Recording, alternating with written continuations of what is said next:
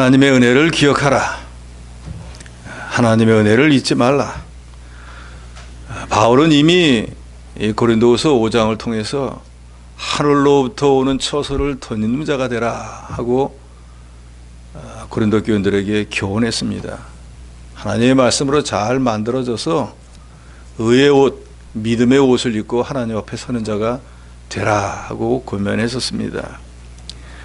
그런데 바울이 이렇게 고린도 교회를 사랑해서 권면하고 또 타리기도 하고 회개를 촉구하기도 했지만 여전히 사도 바울의 사도권을 부정하고 교회 안에서 문제를 일으키는 그런 사람들이 고린도 교회 안에 아직도 많이 있었습니다. 그래서 사도 바울이 오늘 본문을 통해서는 내가 너희를 포함한 여러 지역에 교회를 세우고 복음을 전하기 위해서 어떤 고생을 했는지, 왜 내가 복음을 위해서 이런 수고를 하는지,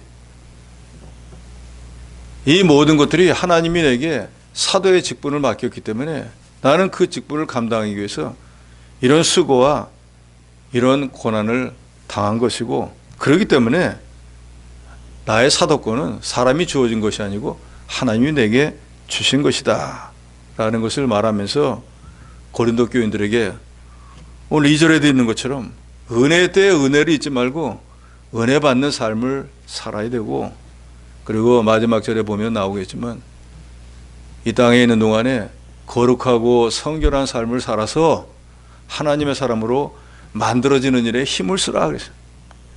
사도 바울이 진짜 사도가 아니다, 사례비를 받지 않는 게 나중에 교회를 아예 통째로 자기가 먹으려고 하는 것이다, 이런 헛된 미혹에 빠져서 허송세월하지 말고 자기 자신을 하나님의 말씀으로 잘 만들어서 장차 하나님 앞에 섰을 때 벌거벗지 않은 의와 믿음의 옷을 입은 그런 사람으로 만들어지기를 힘쓰라는 걸 권면하고 있습니다.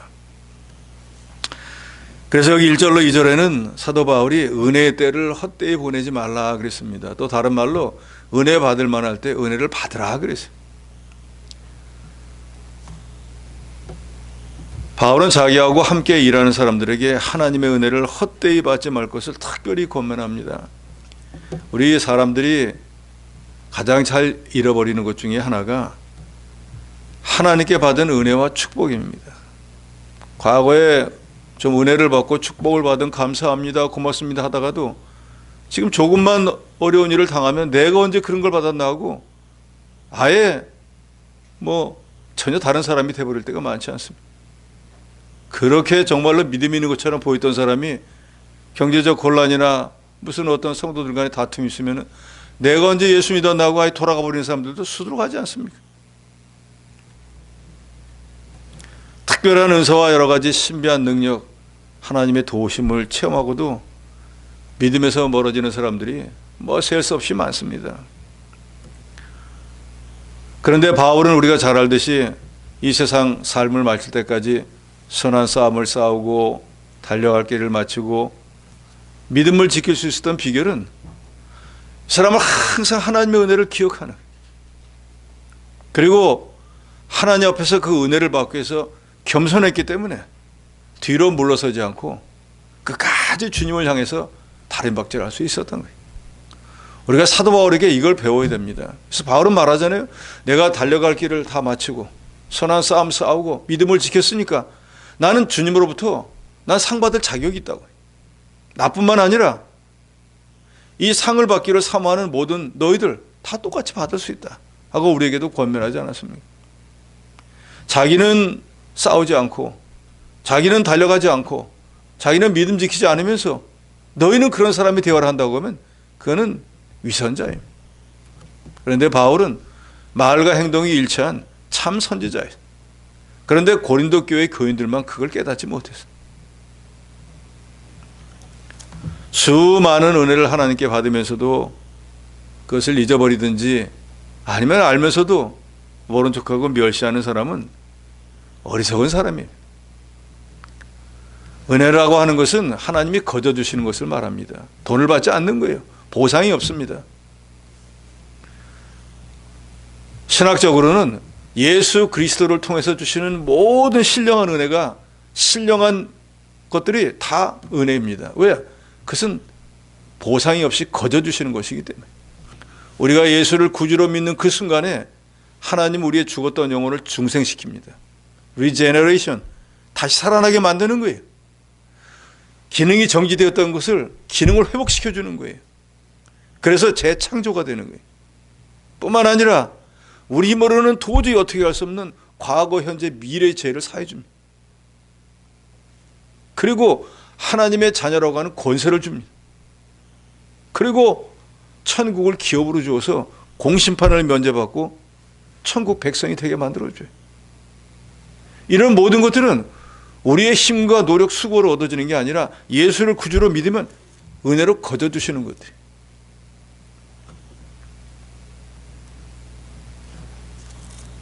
그리고 이제는 하나님과의 단절됐던 모든 관계가 회복이 되었기 때문에, 죄의 문제가 해결이 되었기 때문에, 죄로 인해서 하나님과 우리 사이에 있던 담이 없어져 버렸기 때문에 이제는 우리는 하나님 앞에 직접 나아갈 수가 있게 됐습니다. 그 말은 우리가 흔히 쓰는 말로 교통, 하나님과 서로 왕래할 수 있게 된 거예요. 그래서 우리가 하나님 앞에 간구할 수도 있고 하나님의 성령의 감동으로 주의 뜻을 우리에게 알려줄 수도 있게 되어진 거예요. 그렇기 때문에 이제는 예배를 통해서 주시는 하나님의 말씀을 통해서 은혜를 받아야 돼요. 구약시대처럼 이제는 누구야 불러가지고 이렇게 저렇게 해라, 내가 너를 이렇게 해줄게 하는 그런 시대가 아니에요. 왜요? 여기 성경 66권은 기록된 하나님의 말씀인데 여기에 모든 걸 하나님이 다 기록해 놓았거든요. 그러니까 뭔가 답답한 일이 있으면 이 성경을 읽어보면 여기 답이 다 나와요. 그러고도 해결이 안 되면은 하나님께 기도하시면 돼요.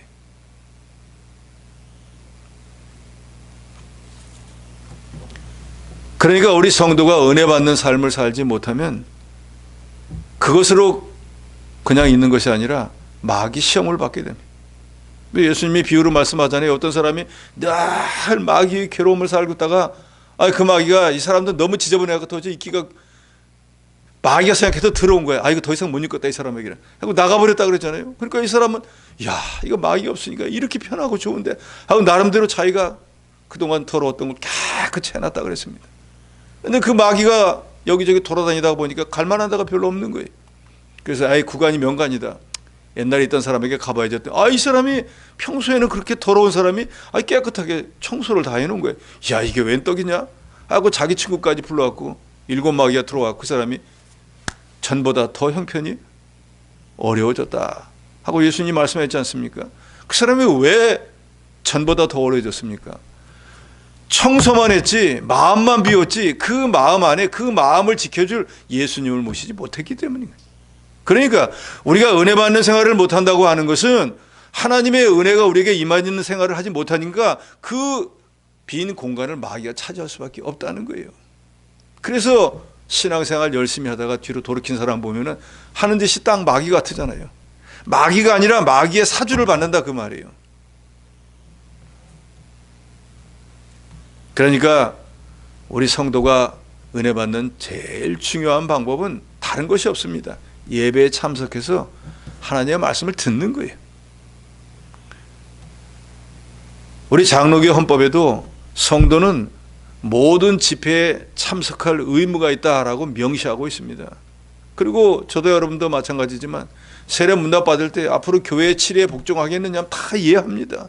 교회 공식 행사에 다 참여하겠느냐 다 합니다. 그러고 안 하는 거예요. 그거는 하나님과 모든 회중 앞에서 하나님 앞에서 한 약속이에요. 이스라엘 사람들은 여호와의 이름으로 약속한다 그러면 그거는 무슨 일이 있어도 지키는 거잖아요. 우리도 여호와 앞에서 다 맹세했는데 안 지키잖아요. 지금이 어느 시대 하면서 주의 성수를 안 하고 하나님께 드릴 거 안 드리고 자기 마음대로잖아요. 말씀을 듣지 않으면 은혜 받지 못하고 믿음이 절대로 자라나지 못합니다. 믿음은 어떻게 자라납니까? 그리스도의 말씀을 들으면서 나는 거예요. 그러니까 수십 년 신앙생활을 해도 말씀 듣는 생활을 안 하면 믿음은 절대로 자라나지 않아요. 하나님은 언제든지 예배를 통해서 말씀으로 권면하시고 책망하시고 때로는 위로하시고 또 성령의 능력으로 역사하십니다. 그러니까 우리 성도들이 예배를 귀히 여겨야 되고 예배를 통해서 주시는 하나님의 세미한 음성을 들으셔야 돼요. 성전 방마다만 왔다 갔다 한다고 하면은 성전에는 간 건지 모르지만 은혜와는 관계가 없어요. 우리는 은혜 받는 생활을 해야 돼요. 은혜 받기 위해서는 어떤 준비를 해야 됩니까? 착하고 좋은 마음을 가져야 됩니다. 온유 겸손한 심령을 가지셔야 돼요. 아무리 하나님께서 은혜를 부어주려고 할지라도 여기 목까지 꽉 차 있는 사람에게 주면 어떻게 돼요? 토할 수밖에 없잖아요. 삼킬 수가 없는데요. 악 하고 나올 수밖에 없다 그 말이에요. 그러니까 주님 앞에 나올 때 빈 마음이 돼서 와야 돼요. 다 내버리고 와야 된다 그 말이에요. 그거보다 더 좋은 건 뭐예요? 너무너무 갈급한 심령이 되면 더 좋겠죠. 그래서 하나님은 말씀하시죠. 저가 사모하는 영혼을 만족하게 하시고 줄인 영혼에게는 좋은 것으로 채워주신다는 게 바로 그 말이에요. 바울은 하나님이 택해서 세웠기 때문에 사도가 되었고, 하나님이 보냈기 때문에 보내시는 곳마다 가서 복음을 전했고, 하나님의 뜻대로 일했습니다. 그래서 바울 자기 자신은 별 힘도 없고 능력도 없었지만 하나님의 손에 붙들려서 하나님의 일을 했습니다. 그래서 2절에 이렇게 말합니다. 내가 은혜 베풀 때 너에게 듣고 구원의 날에 너를 도왔다 하셨으니 보라 지금은 은혜 받을 만한 때요 보라 지금은 구원의 날이로다. 이 말은 이사야서 49장 8절에 있는 말씀인데, 하나님께서는 신자를 연단하시기 위해서 특별히 은혜를 베풀어 주실 때가 있는데, 그 은혜를 베풀어 주실 때 인간적인 면에서 보면 고난의 때가 되라 그 말이에요. 그런데 그때 하나님의 도움을 간구하고 부르짖으면은 그때 하나님의 은혜 도우심이 임한다 그 말입니다. 지금 하는 말은 주님이 십자가에서 대속의 죽음을 죽어주신 이후로부터 다시 재림하실 때 그때까지 기간을 말하긴 하지만, 좁게 말하면은 저와 여러분이 하나님의 말씀 권면을 받는 그 순간, 그때가 바로 은혜 받을 때라 그 말이에요. 지금 저와 여러분이 은혜 받을 때라 그 말입니다. 오늘이 1월 1일 아닙니까? 한 해를 시작하는 첫날 아닙니까? 이날에 하나님이 내게 어떤 말씀을 주실까 사모하는 마음으로 들으시고 그 말씀을 발등에 등불로 삼고 한 해를 산다고 하면 그게 바로 올 한 해를 은혜로 시작하는 것이 되는 것입니다. 모든 일에는 다 때가 있습니다. 우리 성도는 이 은혜의 때를 잘 구분해서 은혜 받을 때 세상 일 때문에 내 개인 일 때문에 그거를 잃어버리는 어리석은 사람이 되지 말아야 돼. 이제 우리는 하나님의 사람이 되었으니까 은혜 받는 일을 먼저, 내 유익을 뒤로 해야 돼요. 교회 일을 먼저, 내 개인 사사로운 일을 뒤에 하는 이런 사람으로 변화가 되어야 됩니다. 그런다고 하면은 예수님께서 마태복음 6장 33절에 하신 말씀처럼 먼저 그의 나라와 그의 의를 구하는 사람이 되면, 즉 그게 죄를 먼저 하고 은혜 받는 일을 먼저 하면은 하나님이 육신에 필요한 거, 육신으로 구하는 것들을 다 더해 주시는 복을 주시는 거예요.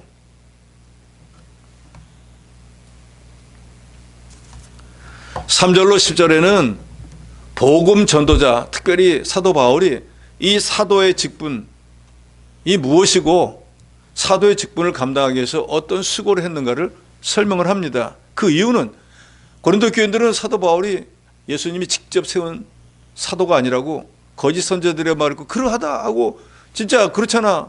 베드로는 예수님이 직접 불렀잖아. 요한도 불렀잖아. 그런데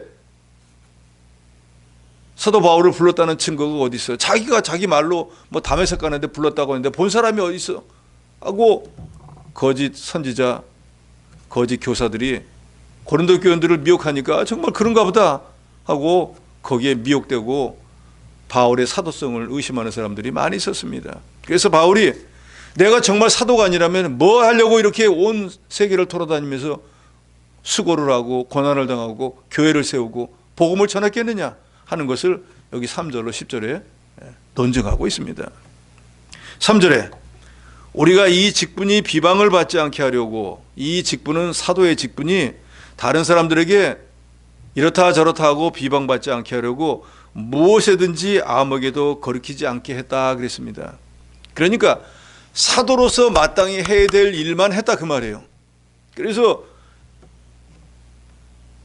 현대인의 성경은 이렇게 번역을 했습니다. 우리가 하는 전도 사업이 비난을 받지 않기 위해서 우리는 사람들의 비위를 상하게 하는 일은 조금도 하지 않으려고 합니다. 그러니까 다른 사람들에게 거리끼고 흠이 되고 비상하는 일을 왜 안 했느냐? 그 사람들 비 맞추려는 게 아니라 하나님의 전도 사업이 비난받지 않게 하려고. 사람의 마음을 막 아프게 하면은 그러면서 예수 믿어요 천국 가 그러면 누가 그 말을 믿겠느냐 그 말이에요. 너나 잘하세요 그렇게 돼. 거짓말하고 사기치면서 한편으로는 예수 믿으세요 하면 누가 그 말을 믿겠느냐 그 말이에요. 그래서 쉬운 성경은 또 이렇게 번역을 합니다. 우리의 사역이 비난을 받지 않게 하려고 우리는 그 누구에게도 흠이 될 만한 일을 행하지 않았습니다. 그러니까 바울은 복음을 전하는데 혹시라도 지장을 줄까 봐 사람들 마음 상하는 말도 일부러 안 하고, 또 다른 성경에 보면은 헬라인들한테 갖고는 헬라인처럼 행하기도 하고, 유대인들에게 가서는 또 유대인처럼 했는데 그거는 박쥐처럼 옆에 섰다 저편 섰다가 아니라 그 사람들 수준에 맞춰서 복음을 전했다 그 말이에요. 사실은 그게 얼마나 어려운 일이에요. 그런데 바울이 그렇게 한 이유는 뭐예요? 복음을 어쩌든지 전하려는 거예요. 그 사람은 다른 이유와 목적이 없었습니다. 그러니까 이 사도의 직책은 복음을 전하는, 복음을 전파하는 직분이지 성도들을 다스리고 하는 그런 직분이 아니에요.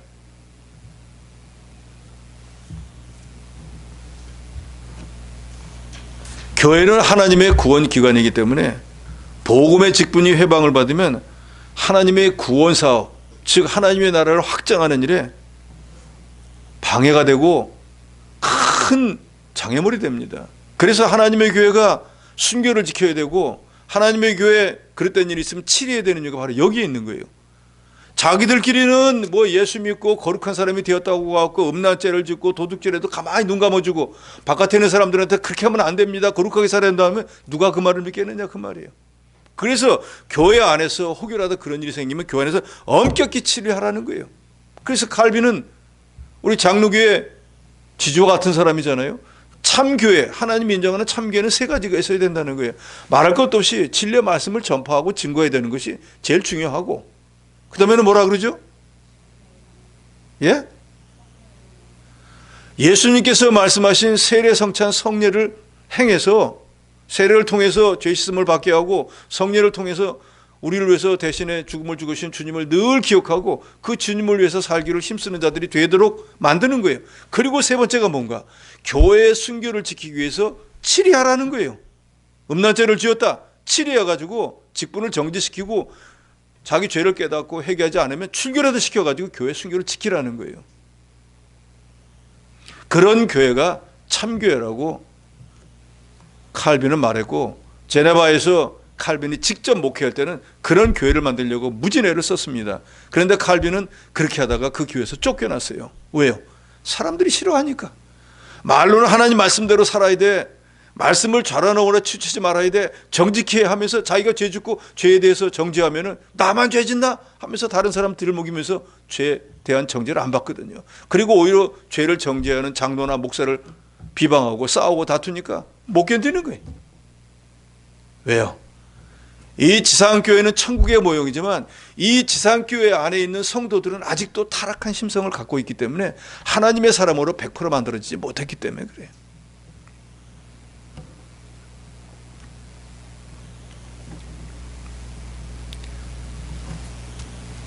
그렇기 때문에 4절로 5절에 보면은 사도 바울은 고린도 교인들이 자기를 사도라고 인정하든 인정하지 않든 사도였기 때문에 그 사도의 직분을 감당하기 위해서 무진 고난을 당한 것을 거기 기록하고 있습니다. 오직 모든 일에 하나님의 일꾼으로 자천하여 많이 견디는 것, 환난, 궁핍, 고난, 매맞음, 갇힘, 난동, 수고, 자지 못함, 먹지 못함, 이런 수고를 하면서 바울은 복음을 전했다는 거예요. 할 일이 없어서 이러고 다니겠어요? 사도 바울이 이런 일을 한다고 무슨 월급을 주는 것도 아니고 대접을 받는 것도 아닌데 이 사람이 왜 일을 했을까요? 다른 이유가 없습니다.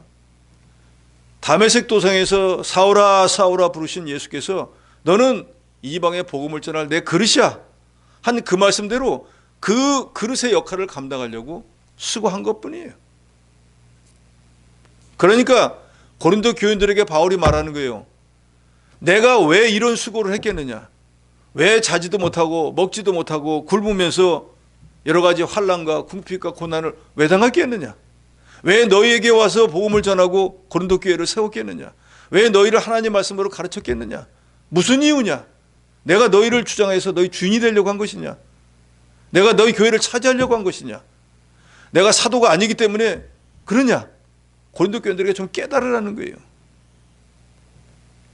우리가 잘 알지 않습니까? 바울은 태어날 때부터 히브리인이잖아요. 로마인이잖아요. 할례 받은 사람이잖아요. 가말리엘 문에서 공부한 사람이잖아요. 율법의 의로는 흠이 없는 사람이잖아요. 그 당시에 그냥 유대교에 가만히 있었으면 이 사람은 최상층까지 올라갈 출세가 보장된 사람이었어요. 그런데 예수님에게 붙잡힌 바 되고 난 뒤로는 예수를 전하는 일에 죽을 때까지 수고했던 사람이에요. 고린도 교회가 어떻게 세워졌습니까?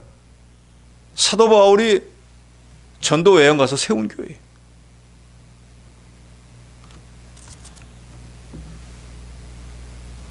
바울은 복음을 전하면서 자신이 이런 여러 가지 어려운 시험과 환난과 공경을 당한 것을 자랑하기 위해서 쓴 것이 아니고, 나는 다른 사람들처럼 어디 소개장 갖고 와서 자, 봐, 내가 이런 사람이야. 그러니까 내가 고린도 교회에서 하나님 말씀을 전할 수 있는 이 자격이 있는 거야 하고 천과장을 갖고 다니지 않았다 그 말이에요. 이미 이 고린도 후서에 우리가 상고한 내용이 나오잖아요. 나는 그런 천과장이 필요 없어요. 왜요? 예수께서 보내셨기 때문에. 그래서 그 사람들은 말로만 너희 고린도 교인들을 미혹하지만 나는 그 사람들이 말할 동안에 온 천지를 돌아다니면서 이런 수고와 고난을 당하면서 복음을 전했다. 그게 바로 내가 사도가 된 증거라는 걸 말하고 있습니다. 그러면서 6절로 7절에는 바울은 이런 복음을 전할 때 다른 것을 전한 게 아니라 하나님의 의를 행하였다라고 합니다. 6절 7절 같이 씁니다. 시작. 깨끗함과 지식과 오래 참음과 자비함과 성령의 감화와 거짓이 없는 사랑과 진리의 말씀과 하나님의 능력으로 의의 무기를 좌우해 가지고, 그러니까 이 말은 여러 가지를 했다는데 결국 하나님의 의를 드러내는 일을 했다 그 말이에요. 성령의 감화, 성령이 감동 감화하는 대로 자기 생각을 버리고 하나님의 뜻대로 했다는 거예요. 사도행전에 보면 사도 바울이 아시아로 가서 복음을 전하려고 하는데 하나님의 성령이 막았다 그랬어요. 거의 못 가게. 복음을 전하러 가려고 했는데 하나님 못 가게 하는 거예요. 그래서 또 다른 데로 가려고 하니까 그것도 또 못 가게 하는 거예요. 이리도 못 가게 하고 저리도 못 가게 하는데 환상 중에 마게도니아 사람들이 손짓을 하면서 우리에게 와라. 우리에게 와서 복음을 전하라. 그래서 이게 하나님의 뜻이구나 해서 아시아, 지금의 터키 지역에 가서 복음을 전하려고 하다가 방향을 바꿔서 유럽에 가서 복음을 전하기 위해서, 그래서 고린도 교회가 생겨지고 뭐 여러 교회들이 생기게 된 이유가 바로 그것을 바울은 말합니다. 나는 복음을 전할 때 내 생각대로 어디를 갈까? 침을 튀겨서 이쪽으로 갈까? 아니면 뭐 겸ቄ를 뽑아서 갈까가 아니라 기도하는 가운데 하나님께서 어디로 가라 하면은 그 말에 순종해서 갔다 그 말이에요. 성령의 도우심과 성령의 인도하심을 따라 일하고 하나님의 의를 전하고 하나님의 의를 세우는 하나님의 도구로 일했다라는 것을 바울이 말하고 있습니다. 그래서 나와 같이 사도, 복음을 전하는 자들은 겉으로 보기에는 아무것도 없고 별 볼 일 없는 사람처럼 보이지만 모든 것을 가진 자다라는 것을 8절로 10절에 말합니다. 8절에 영광과 욕됨으로 그러했으며 악한 이름과 아름다운 이름으로 그러했느니라. 우리는 속이는 자 같으나 참되고 무명한 자 같으나 유명한 자요, 죽은 자 같으나 보라 우리가 살아있고 징계를 받는 자 같으나 죽임을 당하지 않고 근심하는 자 같으나 항상 기뻐하고 가난한 자 같으나 많은 사람을 부유하게 하고 아무것도 없는 자 같으나 모든 것을 가진 자로다. 아멘. 사도 바울뿐만 아니라 이 시대에 우리 입으로 복음을 전하는 모든 전도자들은 바로 모든 것을 가진 자라는 것을 여러분 믿으시기 바랍니다. 이 말은 뭐를 말하는가? 복음이라고 하는 것은 예수 그리스도잖아요. 죽은 영혼을 살려내는 이 복음을 전하는 자에게는 하나님께서 그 복음을 전하는데 필요한 모든 것들을 다 주신다는 거예요. 사람도, 재능도, 물질도, 시간도, 모든 필요한 걸 하나님이 다 주시는. 왜요? 하나님의 일이 되게 하기 위해서요.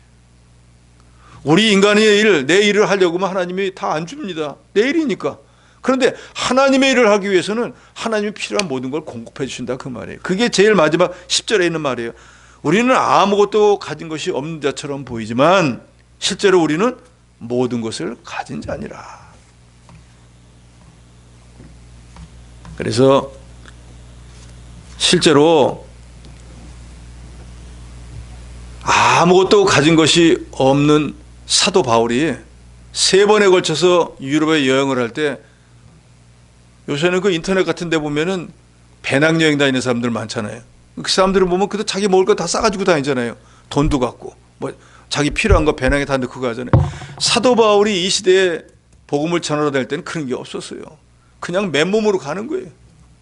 그런 거고 우리가 맨 땅에 헤딩한다 그러잖아요. 그 당시에는 말도 안 통해요. 지금은 번역기 가지고 서로 뭐 이렇게 보여주잖아요. 그때는 그런 것도 없던 시대예요. 생각을 해보세요. 예루살렘 즉 유대인이 자기 지역을 벗어나 가지고 지금의 터키, 유럽까지 가는데 전혀 말이 다른 사람들, 말이 다른 민족들, 말이 다른 나라들에 가는데 거기 가가지고 복음을 전하는데 말이 안 통하는 사람들끼리 복음을 전하는 거예요. 어떻게 전하겠어요? 손짓 발짓 해가면서 전하지 않겠어요? 물론 거기에 이미 와서 살고 있던 디아스포라, 흩어져 있던 유대인들이 있으니까 그 사람들은 이제 같은 말로 전했겠지만, 그렇지 않은 이방인들에게는 서로 다른 언어를 가지고 있기 때문에 손짓 발짓 해가면서도 예수 그리스도를 믿어야 구원받는 도리를 바울이 전했습니다. 그런데 그렇게 복음을 전했는데도 불구하고 소아시아에 7개의 교회도 세워지고 또 유럽에도 수많은 교회가 세워졌다 그 말이에요. 우리 인간의 생각으로 생각하면 아무것도 가진 것도 없고 교회를 세우려면 돈 있어가지고 예배당 사고 해서 세워야 되는데, 그 당시에 사도 바울은 가지고 간 돈도 없는데 가는 곳마다 교회를 세우고 가르치고 그 모든 것을 하나님이 다 예비했다가 그렇게 할 수 있도록 해주셨다 그 말이에요. 그래서 고린도서 3장 21절에 보면 그런즉 누구든지 사람을 자랑하지 말라, 만물이 다 너희 것임이라, 이런 말씀이 있어요. 이 말이 바로 오늘 말씀과 10절 말씀과 같은 거예요. 만물, 세상에 존재하는 모든 것들은 복음을 전하는 자에게 하나님이 사용할 수 있도록 해주신다는 거예요. 우리가 잘 알듯이 베드로는 갈릴리 바다에서 어부였어요. 그러니까 지금 시대도 마찬가지지만 아무것도 배운 게 없는 사람들이 하는 일이 고기 잡는 거예요. 그러니까 그 시대에도 천한 사람이었었고 학문적으로 공부를 맡았습니다. 예수님의 대자들이 대부분 다 학문이 별로 없는 사람들이에요. 그런데 공회에 붙잡혀 가지고 베드로와 요한이 공회에서 신문받을 때 베드로가 하나님의 말씀으로 그 사람들에게 변명을 하니까 그 사람들이 대답을 못했다 그랬어요. 근데 그 공회원들은 누구예요? 유대인 중에서 최고 학벌에 있는 사람들이에요. 최고 엘리트 박사들이라 그 말이에요. 그런데 그 박사들이 불황무식한 베드로가 뭐라고 항변을 하니까 그 말에 대답을 못했어요. 너희 앞에서 하나님 말 듣는 게 옳은지 너희 말 듣는 게 옳은지 판단하라 하니까 말 못하고 가만히 있었습니다. 그런데 예수님께서는 미리 이런 말씀을 하잖아요. 너희가 선한 일을 하다가 복음을 전하다가 의를 행하다가 고난을 당할 때 어떻게 변명할까 궁리하지 말라 그랬어요. 그때 내가 너희에게 말씀을 주시리니 입에다가 성령께서 말씀을 주신다 그랬어요. 그러니까 베드로같이 불황무식한 사람이 공회에 붙잡혀가서 온갖 박사들에 둘러싸여 있어도 박사들이 감히 반박할 수 없는 말을 할 수 있도록 하나님이 그 당시에 베드로의 입을 주장해 주신다 그 말이에요. 그러니까 그런 능력이나 또 고린도 교회가 세워질 때 사도 바울이 고린도 교회에 갔다가 평생에 자기의 후원자가 되고 자기의 협력과 동역자가 되는 부부를 만납니다. 그 사람들 이름 아시죠? 브리스길라와 아굴라를 만나요. 그런데 그 브리스길라와 아굴라가 고린도에 왜 왔는가? 로마에 멀쩡히 살다가 갑자기 세금을 물리게 해가지고 다 자기 동네 돌아가고 호적해 하는 바람에 어쩔 수 없이 고린도로 왔는데 그때 마침 바울이 와가지고 거기서 만난 거예요. 그러니까 바울이 복음을 전했어요. 그러니까 두 부부가 듣고 그러하다 생각을 하고 그냥 믿으면 그만인데 자기 집으로 모셔가지고 자기와 같이 숙식을 하게 하고 자기가 밥 해가지고 먹이고 같이 따라다니면서 복음 전하고 그렇게 되어진 거예요. 바울은 그런 거 예정한 적이 없지만 하나님이 이미 다 예비를 해놓아가지고 같이 일할 사람 준비해 놓았다가 그 사람의 집을 가정 교회로 쓰게 하고 그래서 고린도 교회가 거기서 시작이 되어진 거예요. 바울은 지금 그걸 말합니다. 우리는 아무것도 가진 게 없지만 사실은 하나님의 일을 하는 사역자이기 때문에 온 세상에 존재하는 게 다 하나님 거니까 우리가 하나님의 자녀인 즉 아버지의 것은 자녀의 것이 됩니까 안 됩니까? 예? 아버지의 것은 자녀의 것이 돼요 안 돼요? 되죠. 그러니까 하나님의 일을 하는 사람은 하나님 아버지를 모시고 사니까 이 세상에 존재하는 모든 것이 다 그 사람의 것이 된다 그 말이에요. 그런데 개인적인 욕심이 아니라 하나님의 일을 할 때는 그렇다 그 말이에요. 그래서 나는 사역자로서 모든 일을 할 때 무명한 자 같지만 우리가 사실은 복음을 전하는 그리스도의 일꾼으로 유명한 자이고 죽은 자 같지만 우리가 살아있는 자이고 징계를 받는 자 같지만 죽임당하지도 않고 근심하는 자 같지만 항상 기뻐하고 바울이 복음을 전하다가 환난을 당하고 고난을 당할 때는 이거 계속 해야 되나 하고 근심되고 염려됐지만 한 사람이라도 건져냈을 때 그 기쁨은 그 구원해 본 사람들만 아는 거예요. 그것 때문에 끊임없이 복음을 전하는 거예요. 많은 사람을 부요하게 하고 여기서 부요하게 한다는 것은 영적 부요를 말하는 거예요. 이제 망해가지고 지옥 갈 사람을 구원해가지고 하나님의 사람으로 만들어서 영혼을 점점 부요하게 만들고 그래서 구원받은 모든 사람들은 아무것도 없는 자처럼 보이지만 우리는 모든 것을 가진 자예요. 여러분 올해를 시작하면서 이 말씀에 위로를 받으시기 바랍니다. 나는 가진 것도 별로 없는데 라고 생각할지라도 성경은 우리에게 분명히 말씀합니다. 모든 구원받은 자는 아무것도 없는 자 같으나 모든 것을 가진 자니라. 그 얼마나 감사해. 우리가 모든 걸 가진 게 내가 믿음으로 살기만 하면 되는 거예요. 믿음으로 살지 않으니까 믿음으로 살지 않는 사람에게 하나님이 이것저것을 다 주면 그 사람 강도 만들고 도둑 만드는 거잖아요. 그러니까 내가 원하는 걸 얻지 못하는 건 내가 믿음으로 살지 못하기 때문이지 믿음으로 살기만 하면 하나님이 무엇이든지 다 주시는 거예요.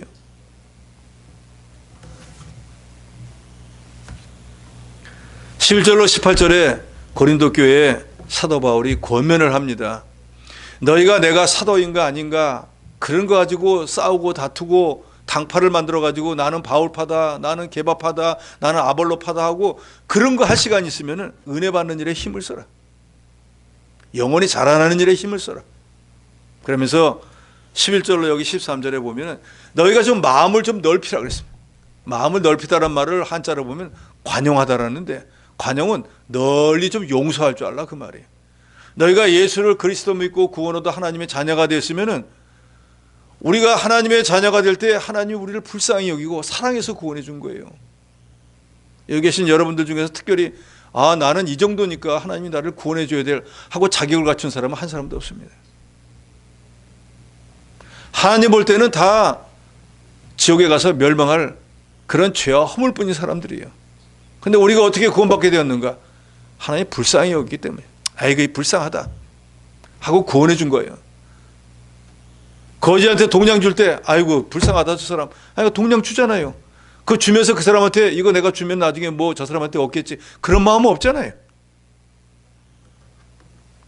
주님이 저와 여러분을 구원해 준 것도 그 정도밖에 안 되는 거예요. 아이고 이 불쌍한 인간 구원해 줘야지. 지옥 가서 멸망하면 어떻게 한다. 그래서 구원해 주신 줄 알아야 됩니다. 저 여러분이 무슨 세상에 엄청난 유익을 주고 교회에 뭐 대단한 덕을 세우고 다른 사람보다 엄청나게 뛰어나게 거룩하고 정직한 삶을 살기 때문에 구원해 준 게 아니에요. 그래서 우리가 구원받은 은혜가 감사한 거예요. 그러잖아요. 내가 주님 앞에 뭐 내놓을 만한 게 있어가지고 구원받으면 뭐 나도 이 정도 있으지 않습니까? 라고 말하겠지만 내놓을 것도 없는데 구원해 준 게 그게 너무 감사하다 그 말이에요. 더더욱이 구원할 때 무슨 뭐 조건에 따라서 뭘 좀 하나님 앞에 뭘 좀 드리기도 하고 했다고 하면 되지만 우리는 거저 구원받았잖아요. 그래서 우리 믿는 사람들은 다른 모든 것보다도 내가 구원받았다는 이 은혜를 기억하고 늘 감사해야 됩니다. 이것만 기억하고 감사해도 다른 거 다 감당할 수 있어요. 뭐가 없다는 문제가 안 됩니다. 구원 받은 게 중요하잖아요. 지금 아무리 좋은 차 타고 좋은 집에 살고 있다고 해도 그거 못 받으면요, 얼마 있다가는 지옥에 가버리는 거예요. 그러나 지금 아무리 어렵고 힘든 상황이 있다고 할지라도 우리 본향에 지금 여기보다 더 좋은 집이 마련되어 있다고 생각하면은 얼마나 감사합니까? 방금 전에 우리가 상고한 것처럼 우리 믿는 사람 아무것도 가진 것이 없지만 우리 아버지가 하나님이야. 나는 모든 것을 가진 자야. 내가 믿음으로 살기만 하나님 모든 걸 다 주실 거야 라는 믿음과 위로로 산다고 하면은 올 한 해도 걱정 없습니다. 그렇지 않습니까?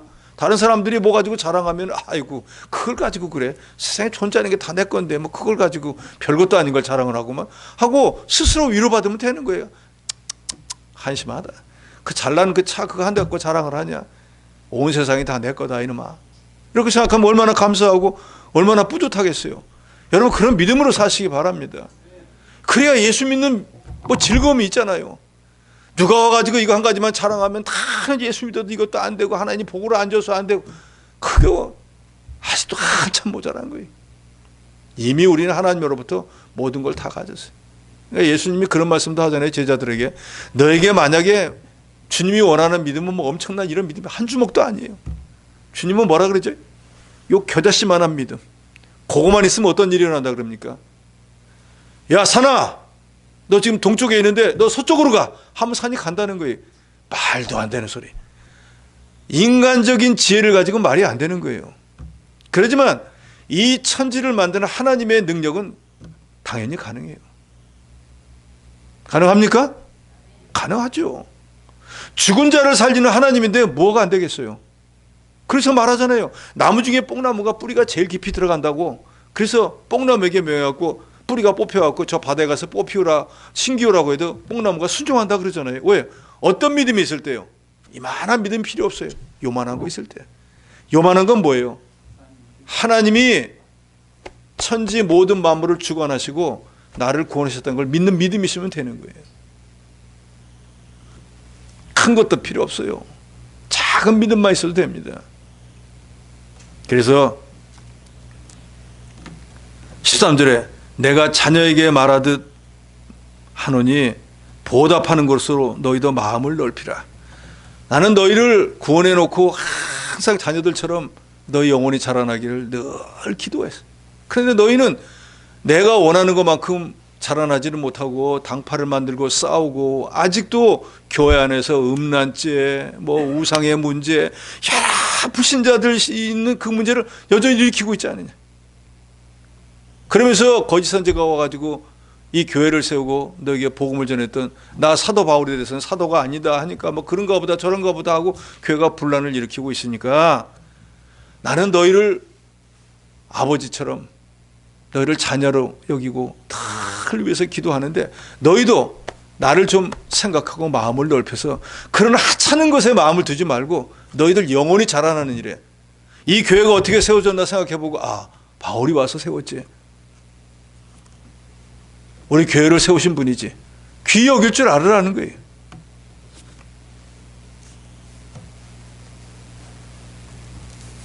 그러면서 14절로 마지막 18절까지는 믿지 않는 자와 멍해를 같이 하지 말라 그랬습니다. 이 말은 특별히 왜냐? 정말로 믿음 있는 자들끼리 서로 사귀어야 되는데 고린도 교인들이 믿음 없는 거짓 선지자들과 사귀는 바람에 그 사람들과 같은 사람들이 돼버린 것을 바울이 말하는 거예요. 그래서 14절에 말합니다. 너희는 믿지 않는 자와 멍에를 함께 매지 말라. 의와 불법이 어찌 함께하며 빛과 어둠이 어찌 사귀며 그리스도와 벨레알이 어찌 조화되며 믿는 자와 믿지 않는 자가 어찌 상관하며 하나님의 성전과 우상이 어찌 일치가 되리요. 지금 여기 바울이 말한 건 서로 상극관계입니다. 그러죠? 처음에 뭐라 그럽니까? 믿지 않는 자와 멍에를 같이 매지 말라. 그래서 우리 믿는 사람들이 할 수만 있으면 불신자들하고 교류하지 말라는 거예요. 그것은 아예 이 세상에 살면서도 불신자들하고 상종을 하지 말라 그런 뜻이 아니에요. 영적 유익이 없는 교제는 하지 말라 그 말이에요. 장사하는데 어떻게 불신자 예수 믿습니까? 안 믿습니다. 나가세요. 이렇게 장사할 수 없잖아요. 그런데 그 사람들과 사귀는 건 별개의 문제라 그 말이에요. 그러니까 할 수만 있으면 우리 믿는 사람들은 나보다 믿음이 좋은 사람과 사귀려고 애쓰셔야 돼요. 그래야 내 믿음이 진보하는 거예요. 여기서 말하는 멍해라고 하는 것은 믿음의 순수성을 저해하는 불신자와 결혼, 우상 숭배, 도덕적인 타락, 거짓 선지자들의 가르침, 이런 것들이 바로 멍해인 거예요. 특별히 고린도 교회는 거짓 선지자, 거짓 교사들을 말하는 거예요. 바른 복음을 전하지 않고 다른 복음을 갖고 오니까 그걸 들으니까 다른 복음을 들었으니까 다른 복음을 들은 사람들이 돼버리는 거예요. 그래서 아이고 나는 뭐 거기 가서도 절대 그렇게 안 해 해서 되는 일이 아니에요. 여러분 이렇게 생각해 보세요. 수영장에 파란 물감을 타놨어요. 그런데 거기 자기가 들어가면서 나는 절대로 저런 사람들하고 같이 안 될 거야라고 하면은 들어갔다 나오면 몸이 어떻게 됩니까? 파란색으로 물들어요. 물 안 들으려면 어떻게 해야 돼요? 예? 안 들어가야죠. 들어가고 난 뒤에 물 안 듣는다고 하는 건 말이 안 되는 소리예요. 그러니까 불신자와는 이런 교제할 이유가 없다 그 말이에요. 의와 불법은 절대로 같이 못해요. 의는 하나님이고 불법은 마귀잖아요. 예수님이 마귀를 멸하기 위해서 왔기 때문에 마귀는 예수님 오면 물러날 수밖에 없는 거예요. 그래서 그 뒤에 말하죠. 빛과 어둠이 어떻게 같이 있어요. 빛이 오면 어둠은 물러나게 돼 있는 거예요. 그리고 제일 마지막에 보면 어떻게 하나님과 벨리알이 같이 있느냐. 벨리알은 마귀를 말하는 거예요. 하나님 앞에서 마귀가 어떻게 있습니까? 마귀는 어떻게 돼요? 최종 끝날에 주님이 오시면은 붙잡아가지고 영원한 불목에 가둬버릴 거예요.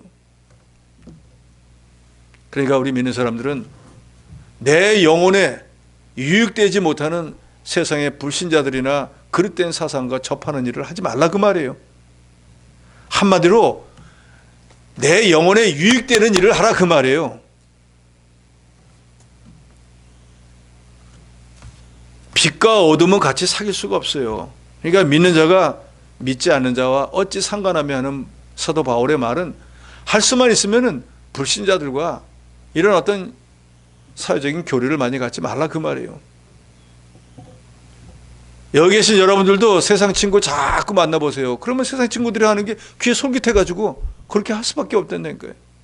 그런데 나보다 영적으로 뛰어나고 신앙이 높은 사람들하고 교제하면 또 그 사람들을 하는 그것도 좋으니까 거길 따라가게 돼 있는 거예요. 그러다 보면 내 믿음이 그냥 자연으로 진보하게 되는 거예요. 제가 우스갯소리 이전에 한번 드렸잖아요.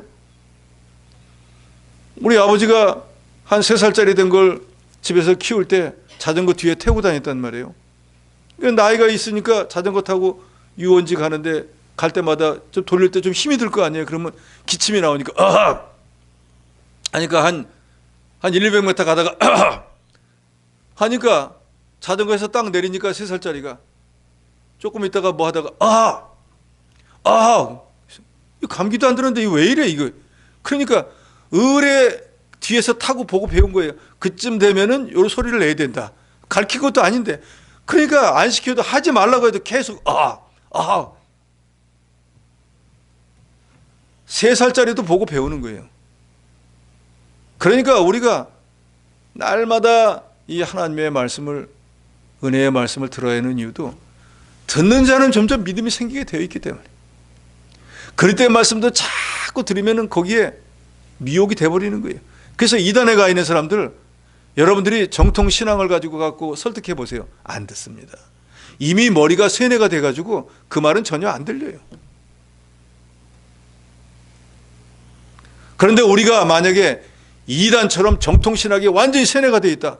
그러면 이단에게 미혹될까요? 안 될까요? 안 되겠죠. 근데 우리는 그렇게까지 가르치질 않는 거예요. 그러니까 이단들이 와가지고 뭐라고 하면 귀가 솔깃해가지고 가게 되는 거예요. 우리 청년부들 그래서 제가 신앙 고백서 가르칩니다. 왜 가르쳐요? 내가 무엇 때문에 예수를 믿고 누구를 위해서 믿고 우리의 삶의 목적이 뭔지 신앙 고백이잖아요. 나는 이런 하나님 믿습니다. 이런 성령을 믿습니다. 이런 예수님을 믿습니다. 난 이런 삶을 살려고 애씁니다. 그게 신앙 고백인 거예요. 우리가 예배를 처음 시작할 때 신앙 고백하겠습니다 하면 사도신경을 외우잖아요. 주문이 아닙니다. 예배를 시작할 때는 수리수리 마수리 그거 하는 게 아니에요. 왜 사도신경을 외워요? 사도신경은 삼위일체 하나님을 거의 기록하고 있어요. 나는 천지를 만드시는 하나님을 믿습니다. 그 아들 예수 그리스도, 그죠? 하나님의 아들이었는데 육신의 몸을 입고 세상에 오셔서 우리 죄를 위해서 십자가에서 대속의 죽음을 죽어주시고 죄와 사함을 이기고 사흘 만에 부활하시고 지금 하나님 앞에서 우리를 위해서 기도하시는 그 예수를 저는 믿습니다.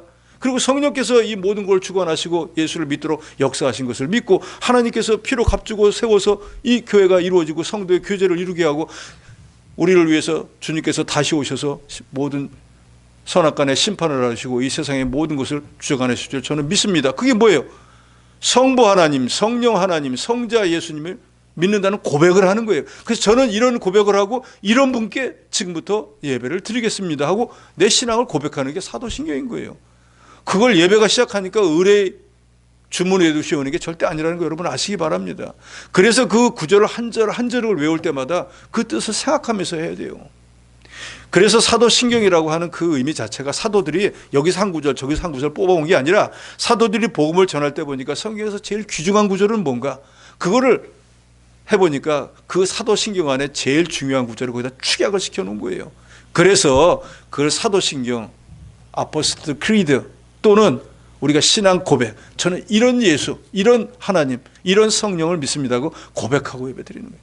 그래서 우리의 모든 예배에는 예배를 받으시는 분에 대한 고백이 있어야 될 거예요. 저는 이런 분께 예배를 드립니다. 그래서 사도신경을 하는 거예요.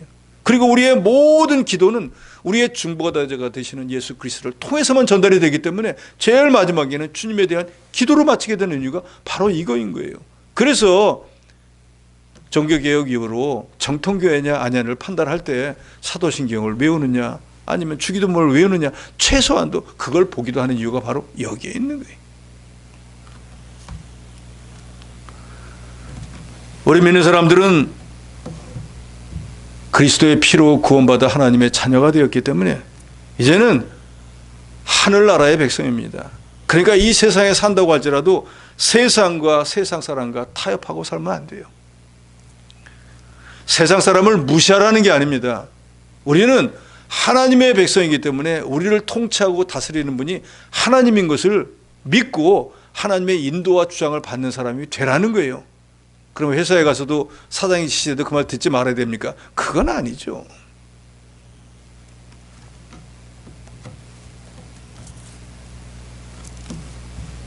우리는 하나님의 백성이기 때문에 또 하나님의 명령이기 때문에 하나님이 우리 아버지이기 때문에 우리는 세상과 타협하지 말고 하나님 말씀대로 하나님의 인도와 주장을 받고 사는 그런 저 여러분이 되어야 될 것입니다. 하나님의 은혜를 기억하시고 은혜의 때를 헛되이 보내지 말고 올 한 해도 은혜 받는 일에 세상 일 때문에 은혜 받는 일을 뒤로 하는 어리석은 자가 되지 마시고 은혜 받는 일을 제일 먼저 하시고 하나님이 우리를 복음의 전도자로 세웠는데 이 복음의 전도자의 직분이 얼마나 감사한 것인가. 죽은 생명을 살리는 세상 어떤 것보다도 귀중하고 소중한 직분이잖아요. 우리가 비록 아무것도 가진 거 없는 것처럼 보여도 우리가 하나님의 자녀이기 때문에 이 세상에 존재하는 모든 것이 다 우리의 것인 줄로 믿고 위로받으시고 우리에게 주어진 이 복음을 잘 감당하기 위해서 세상과 타협하지 않고 하나님의 인도와 주장을 받는 그런 저 여러분이 되어야 되겠습니다.